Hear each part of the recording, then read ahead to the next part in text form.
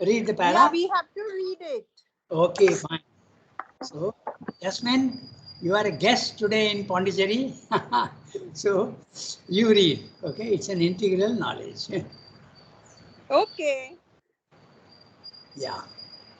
It is an integral knowledge that is being sought, an Yeah. integral force, a total amplitude of union with all and infinite behind existence.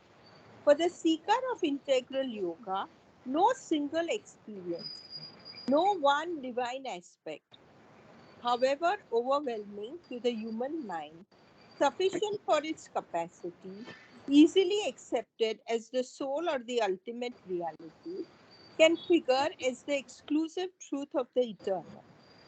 For him, the experience of the divine oneness, carried to its extreme, is more deeply embraced and amply fathomed by following out to the full the experience of the divine multiplicity. All that is true behind polytheism as well as behind monotheism falls within the scope of his seeking. But he passes beyond their superficial sense to human mind to grasp the mystic truth in the divine. He sees what is aimed at by the jarring sects and philosophies and accepts each facet of the reality in its own place, but rejects their narrowness and errors and proceeds further till he discovers the one truth that binds them together. The reproach of anthropomorphism and anthropolarity cannot deter him, for he sees them to be prejudices of the ignorant and arrogant reasoning intelligence. The abstracting mind turning on itself in its own cramped circle. If human relations, as practiced now by men, are full of smallness and perversity and ignorance, yet are they disfigured shadows of something in the divine, and by turning them to the divine, he finds that of which they are a shadow and bring it down for manifestation in life. It is through the human exceeding itself and opening itself to a supreme plenitude that the divine must manifest itself here. Since that comes inevitably in the course and process of the spiritual evolution, and therefore he will not despise or blind himself to the Godhead because it's lodged in a human body. Manusism tantam asritam. Beyond the limited human conception of God, he will pass to the one divine eternal. But also, he will meet him in the faces of the gods, his cosmic personality supporting the world play, detect him behind the mask of the Vibhutis, embodied world forces or human leaders, reverse and obey him in the Guru, worship him in the avatar. This will be to him his exceeding good fortune if he can meet one who has realized or is becoming that which he seeks for and can, by opening to it in this vessel of its manifestation, himself realize it. For that is the most palpable sign of the growing fulfillment, the promise of the great mystery of the progressive descent into matter, which is the secret sense of the material creation and the justification of terrestrial existence. Yeah. Okay. 1.5 page. Quite big. Okay. So we'll start reading each sentence and see what he's saying. So, most of the other yogas, okay, they go to one aspect of the divine, and that is very, very satisfactory for them.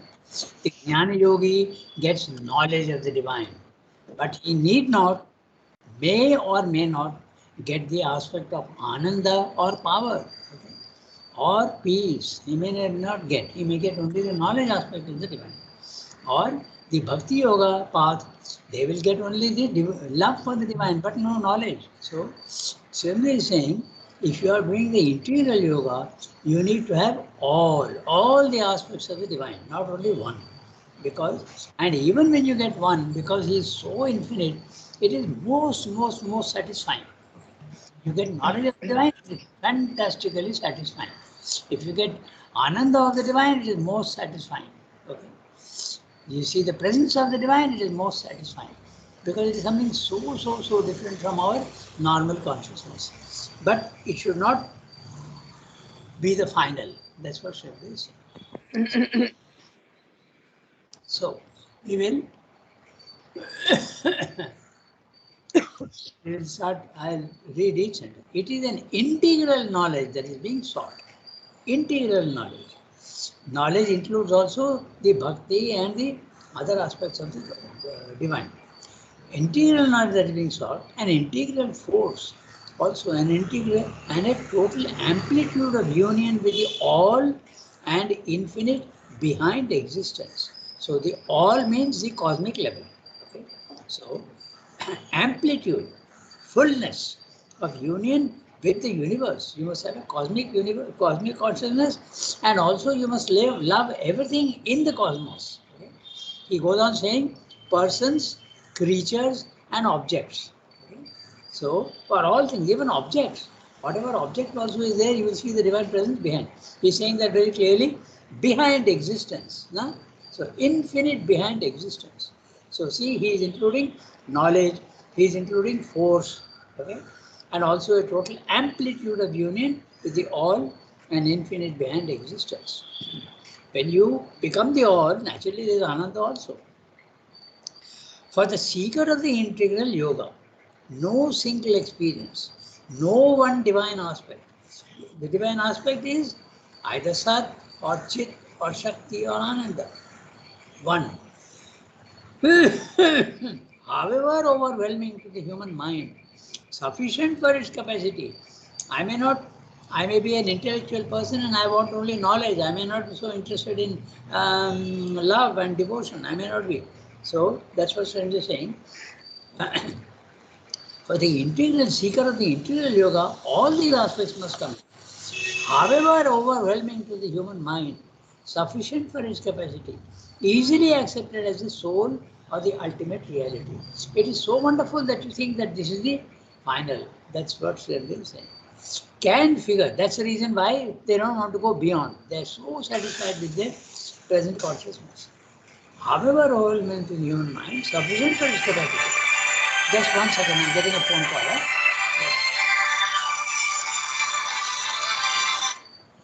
Yes, Akshay, good morning. Bonjour. Yeah, tell me.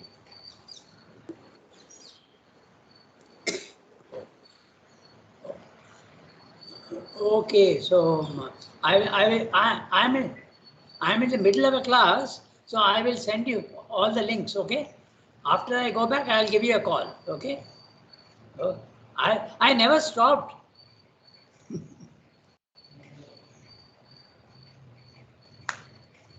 Sorry, it was someone who, it was Akshay who thought that I had stopped the classes. Okay, so I go back to however overwhelming to the human mind, sufficient for its capacity, can easily accepted as the soul or the ultimate reality, can figure as the exclusive truth of the eternal. So if you read Srirando, he put a comma dash, so that's his way of introducing a parenthetical phrase. So you have to read the sentence like this, with eliminating that, and then afterwards read that separately. For the sentence would read, for the seeker of the integral yoga, no single experience, no one divine aspect can figure as the exclusive truth of the eternal. One aspect is not enough for the integral seeker. Remember that. Others are very satisfied and there's no problem. But if you are doing the integral yoga, you must have all. It depends on your nature. Okay? So it's not a question of better or superior or anything. It's your nature. Okay? You may be more than satisfied with knowledge only or ananda. But for integral yoga, you must have all. Can figure as the exclusive truth of the eternal. For him, the experience of the divine oneness, carried to its extreme, is more deeply embraced and amply fathomed by following out to the full the experience of the divine multiplicity. Remember that the At the highest level, there is a divine oneness. But at the lower end, in the physical world, there is multiplicity. The many, the one becomes the many. But the one becoming the many, apparently it seems to have lost its consciousness, seems to have lost its ananda, seems to have lost its power, everything. But it is there. So if you look behind the form, he has told you that earlier, behind existence. In the third line, behind existence, you will see the divine presence. So that is what you have to fathom. You have to go deep inside and find out that. So you must experience the oneness of the divine. You must experience also the multiplicity of the divine. At the highest level and at the same time at the lowest level. The many others will tell you, oh, if you are at the lowest level, you can't get the oneness. Not possible. If you go to the oneness, you will not see the multiplicity. It will be most unreal to you. But Srinath is saying, no, unreal, the forms may be unreal temporarily, but behind the impermanent forms, there is the permanent divine presence. That's what he's saying. So, the divine multiplicity. You must have one and the many both. You must have the experience of both. That's what he's saying. Okay. Now he's saying something very interesting. He's talking of polytheism, monotheism, and also anthropomorphism and anthropolatry. We'll look into these words and see what they mean. So, all that is true behind polytheism as well as behind monotheism falls within the scope of his seeking. So, polytheism is the theory that there are many, many gods. Okay? And monotheism is that there is only one ultimate reality or one ultimate God. When you use the word theism, it means God. You have the so in the Indian system, many people misunderstand and they think that Hinduism is polytheism. It's not monotheism at all. It is polytheism. They worship Brahma, Vishnu, Shiva, Krishna. Okay, there's so many. You worship so many other aspects. Indra. Okay, Vayu, Varuna. So this is polytheism. But actually, the Advaita philosophy is Advaita itself says monotheism. Advaita, one without a second.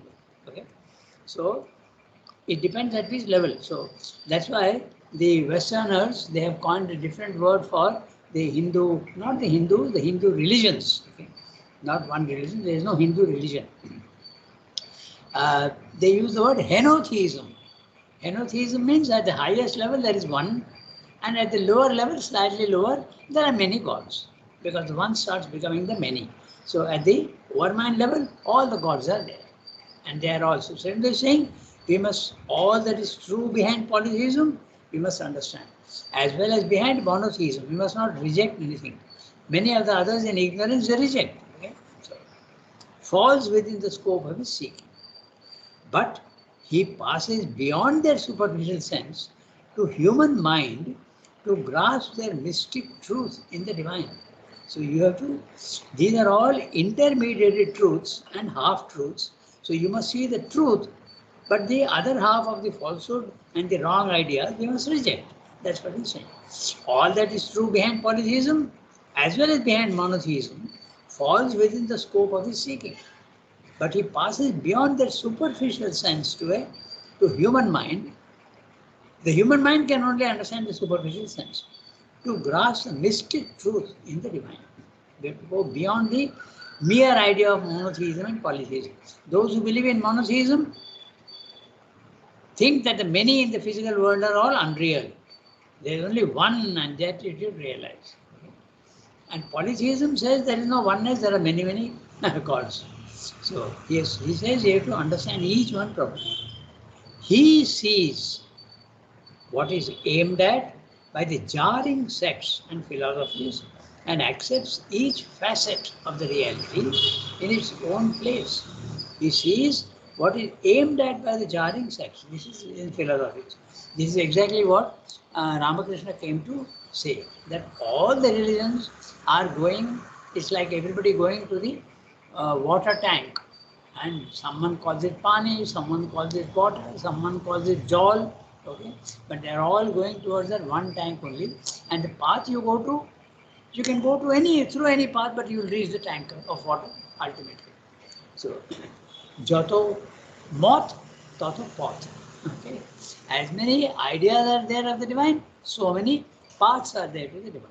So this is the Ramakrishna's whole life was only that. There's a truth behind all religions. Not a single one is to be rejected. And Sri Aurobindo also stresses that, but he goes far beyond. He explains also. So he sees what is aimed at by the jarring sects and philosophies and accepts each facet of the reality in its own place. Even in our Indian, we need not even go to the Abrahamic religions like Islam and the Jewish religion and the Christian religion. We don't need to go there. Even in India, we have Vaishnavism, Shaivism, okay, there are so many sects, okay. So everybody has to fall into one of these categories. So that's what this says. And you go even to, they ask you, now when you go to a temple, what is your gotra? They ask you. So all of you fall into some one particular aspect. So error then proceeds further till he discovers the one truth that binds them together. So what is that truth? Now he is saying the reproach of anthropomorphism and anthropolatry. I think we have discussed this before, but very briefly we can discuss. Anthropomorphism is the idea, or rather the concept, that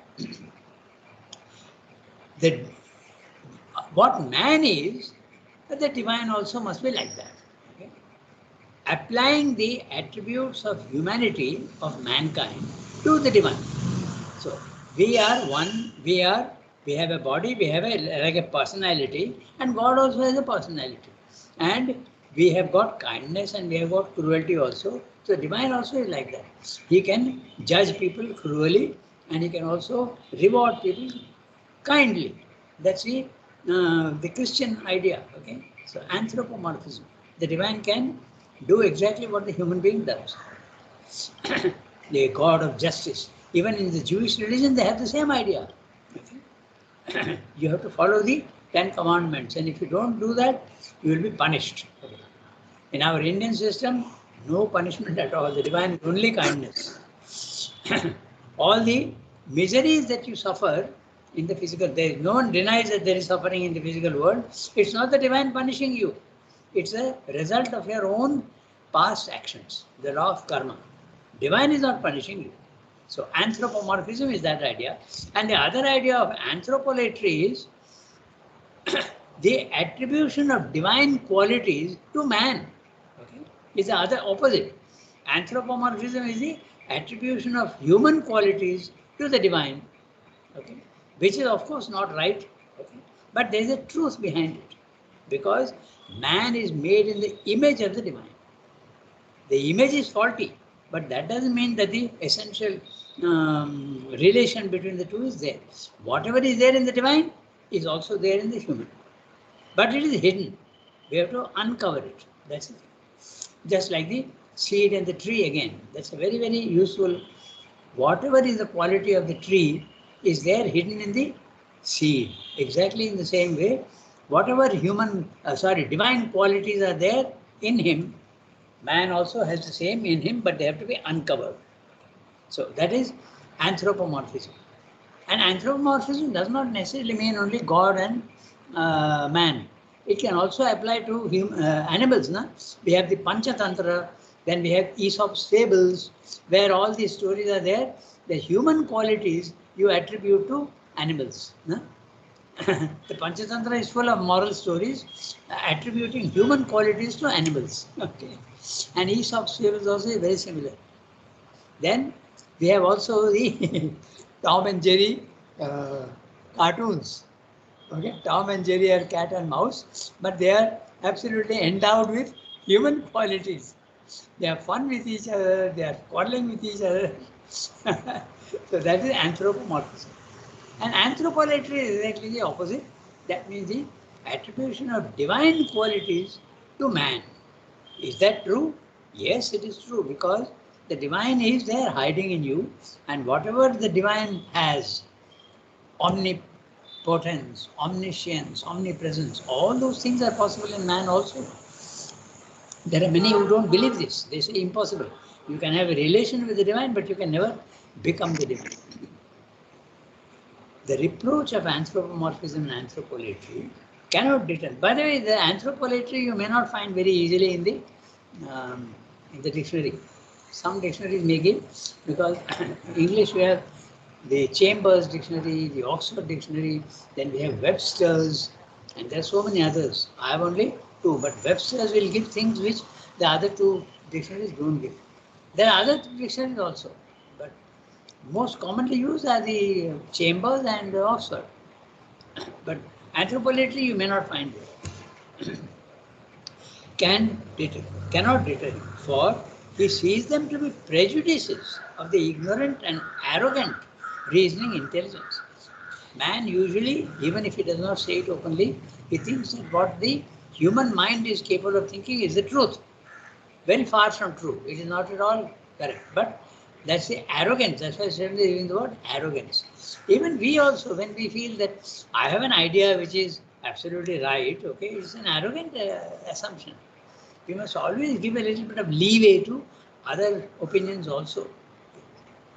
Arrogant reasoning intelligence. The abstracting mind turning on itself in its own cramped circle. That's why when this happens, the mind that deals with abstract ideas, it is limited to its own circle. It can't go beyond that. That's why they give very specific meanings to anthropomorphism and anthropolatry. If human relations as practiced now by man are full of smallness and perversity and ignorance, yet are they disfigured shadows of something in the divine, and by turning them to the divine, he finds that of which they are a shadow and brings it down for the manifestation in light. It's like a shadow, na? If you stand and put a light behind you, your shadow will fall on the wall, okay? And 90% of the people from the shadow, the outline of the body, they'll be able to say whose shadow it is. But you don't see the features, okay? So this is what the human being is. He is a shadow of the divine. But all the features are essentially the same. You don't see the details, but it is essentially the same. There is clear connection between the individual, the cosmos, and the divine. But there is a degradation. There is a falling of details and a falling of light, falling of consciousness, falling of ananda. Everything is reduced down to the lowest level. Because again, we come back to that basic idea of manifestation implies limitation. Remember that. That explains a lot of things. Why should it be dark below? Because manifestation means limiting to forms. And when you are limiting to forms, naturally, the infinite becomes finite and loses some of its qualities. That's why you feel imperfection here. So, if human relations as practiced now by man, Srila is very, very clear. It need not be so practiced. It can be practiced by man later on without the limitations. That will come when the human being can become the supramental being. If human relations are practiced by man as practiced now by man, are full of smallness and perversity and ignorance, yet are they disfigured shadows of something in the divine, and by turning them to the divine, he finds that of which they are a shadow and brings it down for manifestation in life. It is through the human exceeding itself and opening itself to a supreme plenitude. Plenitude, the word is very clear from the French plein, means fullness, completeness. Plenitude, that the divine must manifest itself here, since that comes inevitably in the course and process of the spiritual evolution.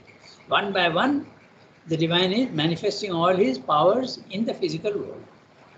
Very slow, but it is there. He is manifesting himself.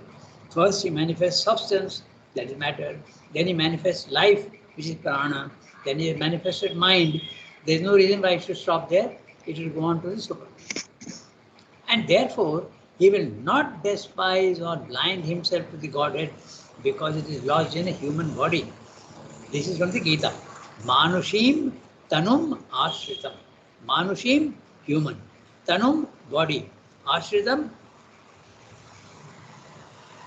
residing inside. Okay, ashrita means taking refuge in. Okay, so the divine has taken refuge in a human body. He's talking of the avatar. So when we normally see, and we don't think that there is a divine quality in it. Even a yogi, even an ordinary yogi is partly God. Okay, so we must give full respect to them.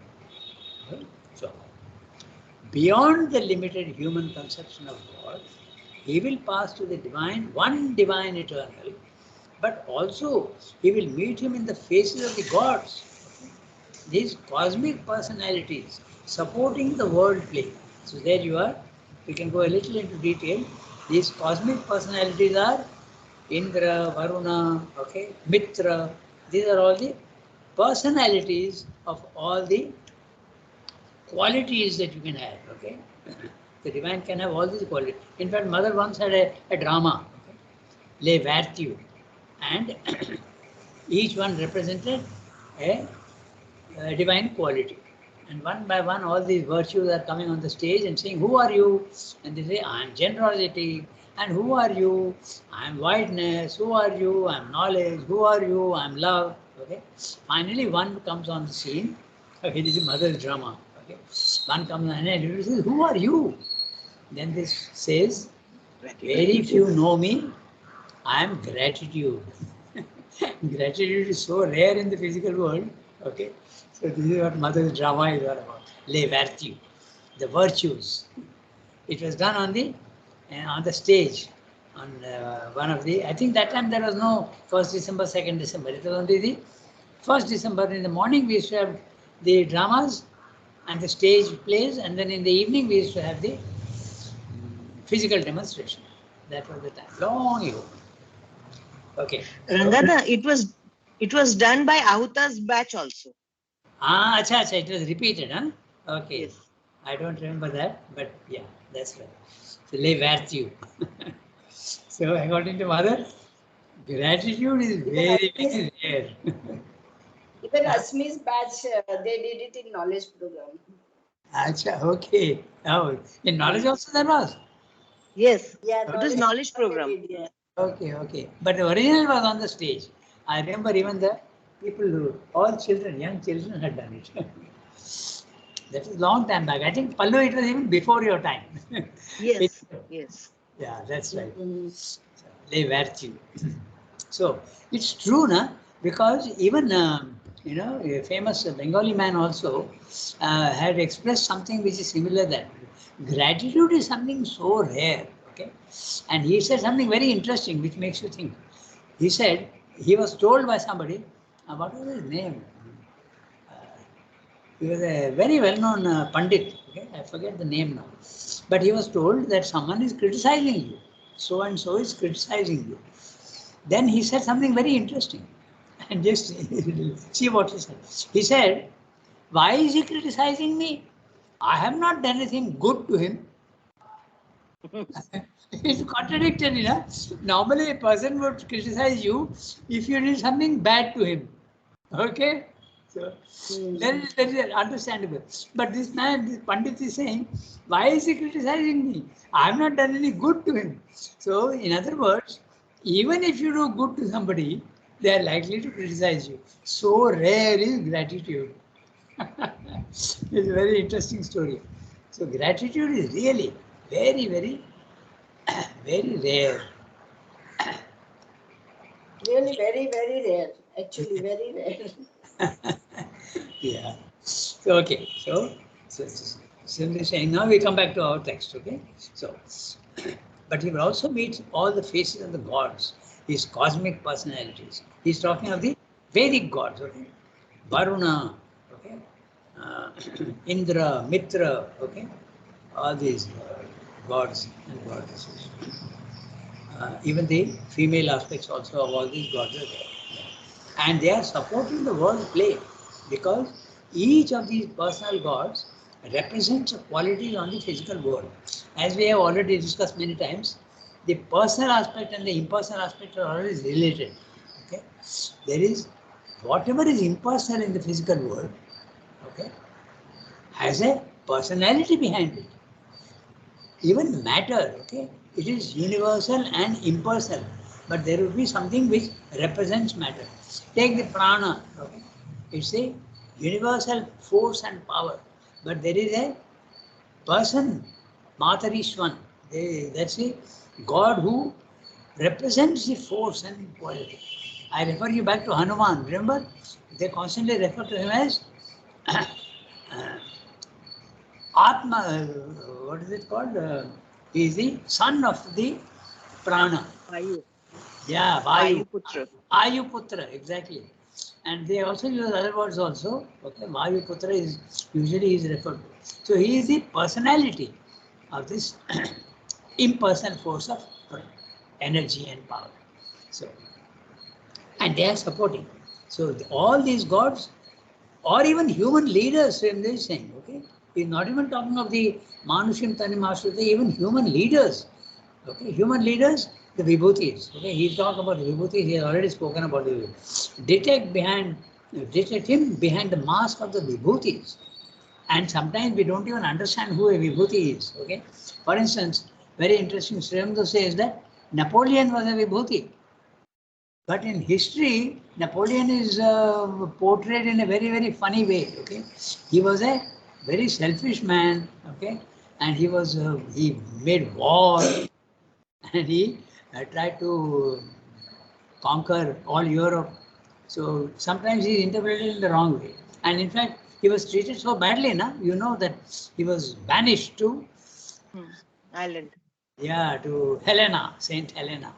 So man doesn't realize the divine aspect. That's exactly what he's saying. You refuse to see the divine even in the human. And he's including all. He's including. But Rangada, Vibhuti, is all human beings are Vibhutis or not? Because in a No, no. certain way, no. All How do human you? beings are not vibhutis, but all human beings are potential divines. Like the seed is not the tree yet, na? Yeah. But all human beings have more or less developed the divine element in you. The more you are developed, the more the divine element in you is developed. The psychic being also grows. You know? In the beginning, it is sleeping. Slowly it wakes up. So how do you say who is a Vibhuti? How do you? Yeah, you and I can't. That's the thing. That's exactly what Sridhar is saying. Normally we don't. What about the four powers of the mother, like Maheshwari, Mahakali, Mahalakshmi, Mahasaraswati? Do Yeah. they belong to the overmind plane or do they belong to the supermind? No, no. The gods are all in the overmind plane. Means Mahalakshmi is in overmind? Yeah. All these are overminds. All the gods are in the overmind plane. Okay. So this is what he's saying. So you have to respect. Not only even the avatar is not recognized. It's very clear now. Even Christ was crucified. Man doesn't understand that here the Godhead is there inside. Okay. Then the cosmic personalities, the gods, and also vibhutis. There's a whole gradation. Vibhutis are the lowest. The gods are more perfect, and the avatar is the most divine on earth. This is something that you have to understand. That's what he's saying. And you have to reverence them and obey him in the Guru and then finally in the avatar. So even the Guru can be an ordinary man. Okay? So, but he becomes a representative of the divine in you. However defective he may be in his outer nature. This will be to him his exceeding good fortune if he can meet one who has realized or is becoming that which he seeks for and can by opening to it in this vessel of its manifestation. What is this vessel of its manifestation? The body. And himself realize it. The vessel of this manifestation is the body. Tanu Ashritam, he has said earlier. For that is the most palpable sign of the growing fulfillment, the promise of the great mystery of the progressive descent into matter, which is the secret sense of the material creation and justification of terrestrial existence. When you see divine elements and then you realize that the creation of matter, which seems to be so crude and so full of perversion and falsehood and suffering, there is a purpose to it. There's a justification. Then you realize that, oh, I thought that the physical world is nothing, meaningless. But now I feel that it is justified. The creation of this is justified because there is a secret meaning. That secret meaning is the slow unraveling of the divine in the physical world. Unfortunately, it's a very slow unraveling, and now it has to become much faster. And it does become faster. Okay. As evolution proceeds, it becomes faster and faster and faster. Even if you examine the four yugas, the Kali Yuga, then the Dwapara, then the Treta, and then the Satya Yuga. Satya Yuga, Dwapara, then you have the Treta, and then the Kali Yuga. You see that there is a difference in the age. They actually go to the extent of giving even 100,640. They go to that extent.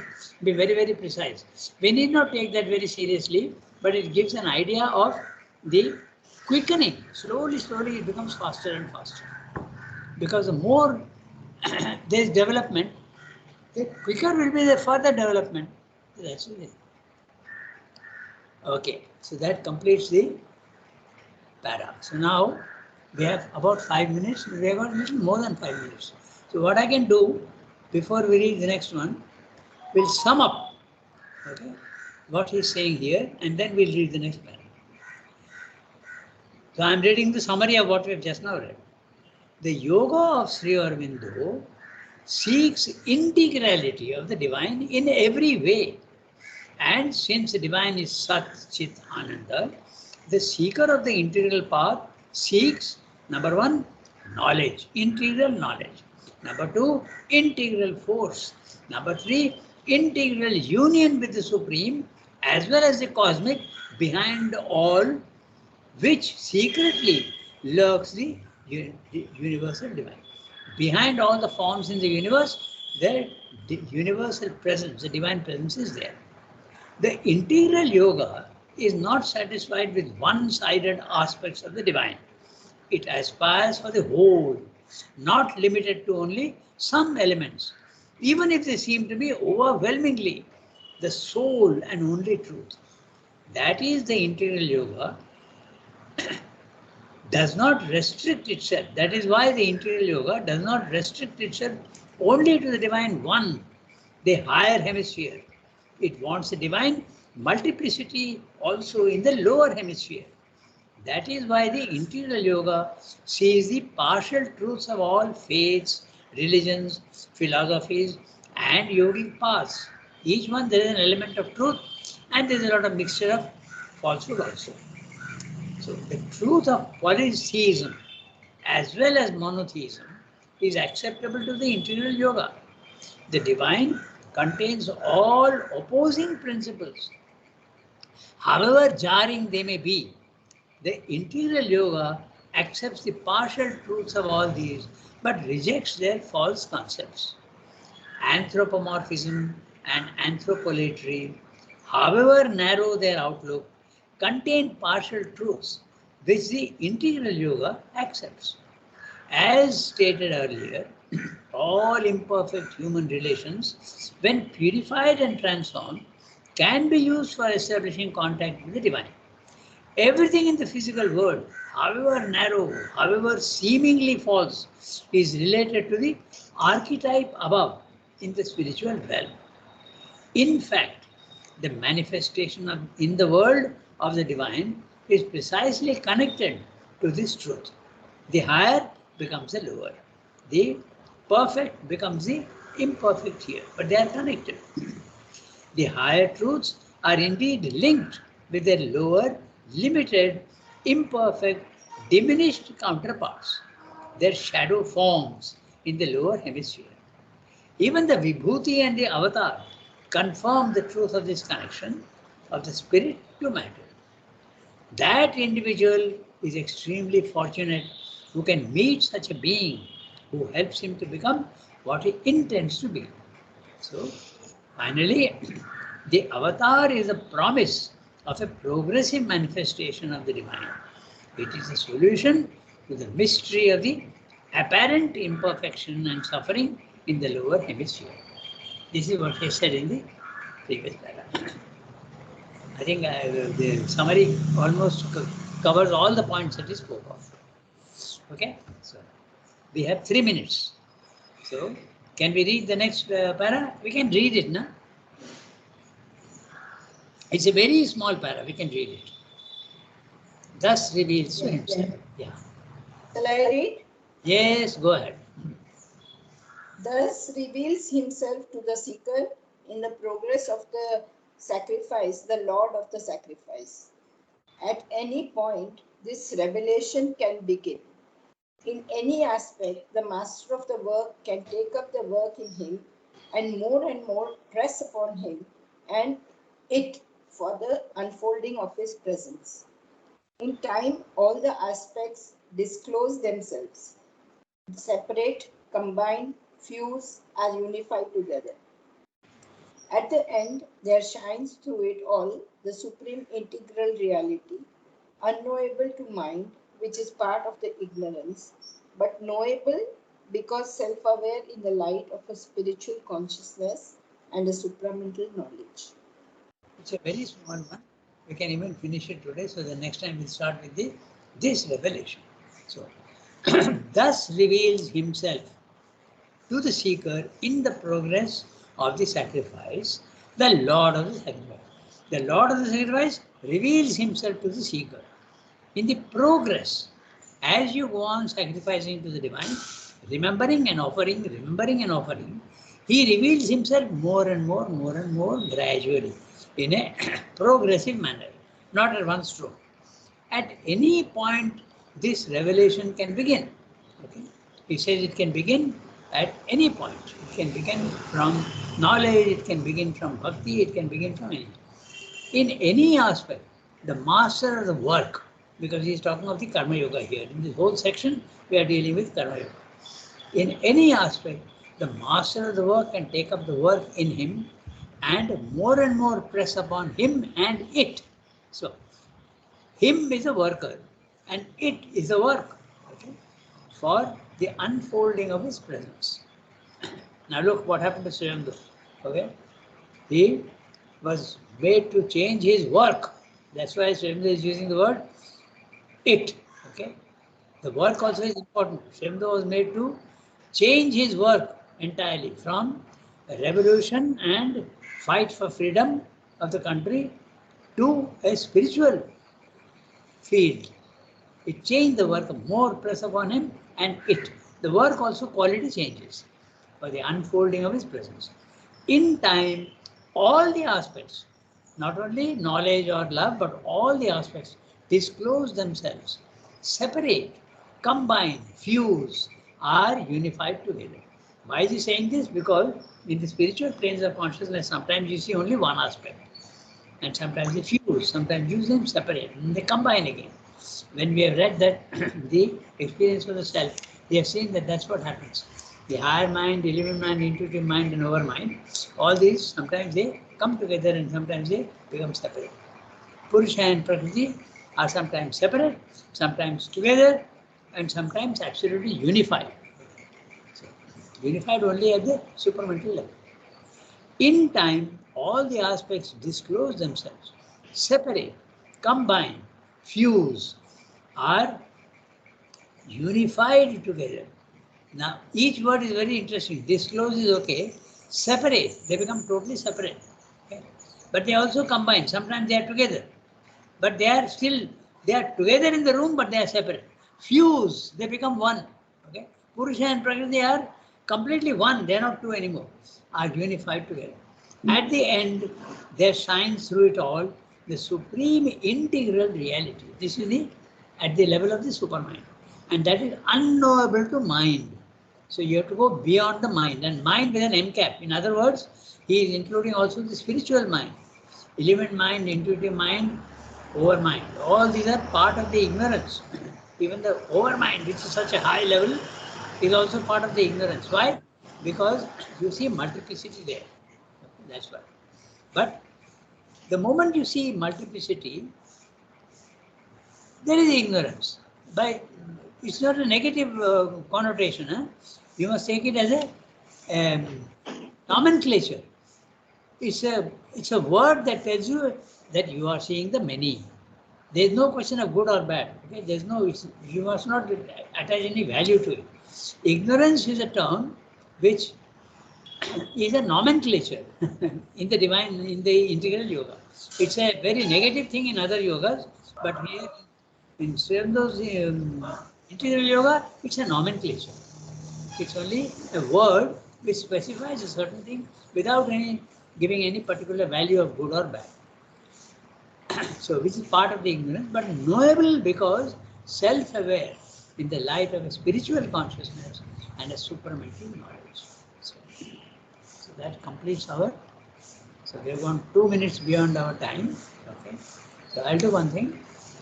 I'll just read out the summary of this very small.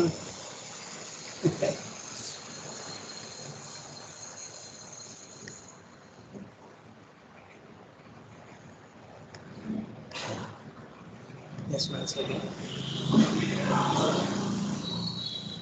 Yeah.